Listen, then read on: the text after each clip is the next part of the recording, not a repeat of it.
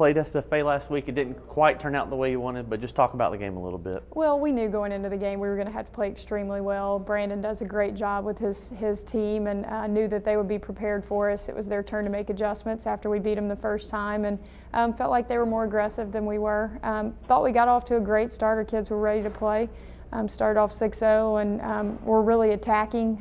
They like to play a pressure-style defense and get out in passing lanes and really try to take you out of your offense. And I thought we attacked their pressure with pressure by putting the basketball on the floor and getting by them and getting some good post looks. And for whatever reason, we went away from that. We started taking a lot of open jumpers instead of going back to our layups, free throws, open jumpers format for our offense. And we weren't making shots, and they made us uncomfortable, and you got to give them credit for that. But felt like we just really couldn't get into an offensive flow. And we've got to do a better job of getting post touches and getting to the free throw line, and then taking those open jumpers. All right, you sit at 8th place in the standings. Other than win, what do you have to do to climb up the standings? What does your team need to do better? Well, we've got to be more consistent offensively. We've got to be more consistent, period. You win one, you lose one, you win one, you lose one. As a coach, that points to consistency. And some of that's being on the road and youth, and some of it's just we've got to be better as a team. And how do we do that? I think we've got to go back to offensively. What are we doing? Cutting hard, passing to the open player, passing up a good shot for a better shot. And all that sounds great, but it's really simple when you go back and you look at the games that we've been very good offensively. It's because we've done those things.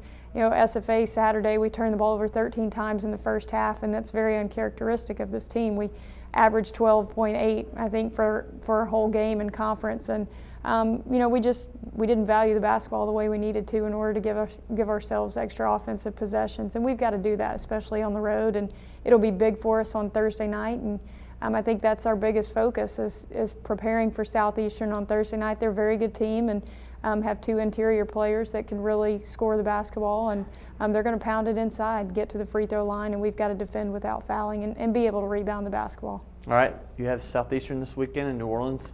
You have Southeastern on Thursday, New Orleans on Saturday. So break down Southeastern for us, and then after that, break down New Orleans. Well, Southeastern has two interior players that can score the basketball. They do a nice job of looking high-low, really playing some pick-and-roll action with those two. And they hurt people on the offensive glass, and they get you deep and pin you and get to the free throw line.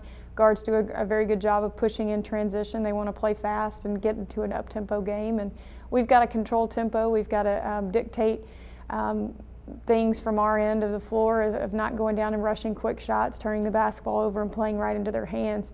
Defensively, we've got to keep them outside of the paint, not allow easy post touches, and really force difficult shots, and then limit them to one shot on each possession. If we can do that, we can value the ball. I like our chances. Saturday, we'll go down to New Orleans and face a team that hasn't won this season, and that's always dangerous because, at this point, every team's hungry for a win, and I don't expect Keyshawn's bunch to be any different on Saturday. And we've got to prepare just like we would on Saturday or Thursday for Southeastern, and we'll be ready to go.